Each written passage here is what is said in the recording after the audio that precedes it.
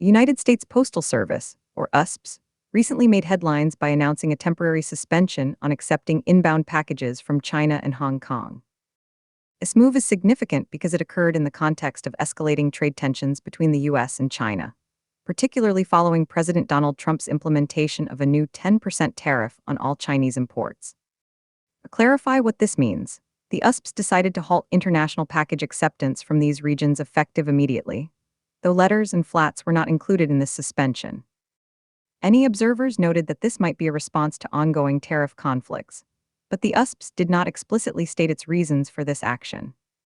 The situation is relevant as it impacts millions of consumers who purchase goods through popular e-commerce platforms like Shein and Temu, which heavily rely on inexpensive shipping options from China to maintain their low prices. Reported by Kiki and Tarasuan from CBS News.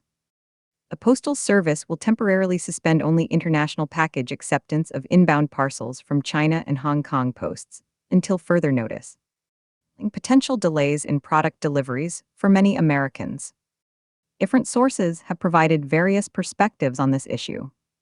For instance, indicate that Chinese authorities quickly retaliated against Trump's tariffs with their own set of levies 15% on coal and liquefied natural gas, among others, while also proposing investigations into American companies such as Google. Greps News. Meanwhile, Alexandra Koch at Fox Business noted that the announcement comes amid growing concern over synthetic opioids entering the U.S. This highlights how complex trade relationships are interwoven with public health concerns. The impact of this decision could be substantial. Analysts predict increased shipping costs and longer wait times for consumers seeking affordable products online.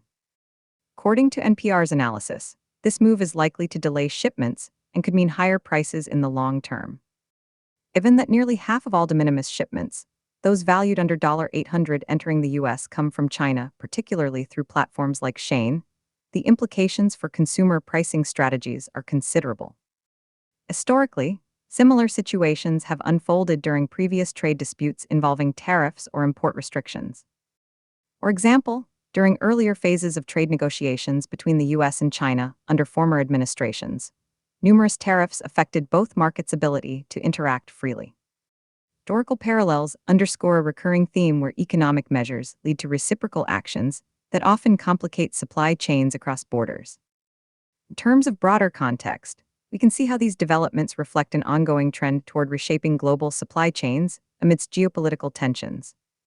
The elevation of tariffs may indeed signal attempts to bring more manufacturing back within U.S. borders, a strategy touted by some policymakers as necessary for national security, but criticized by others for potentially burdening consumers with higher prices.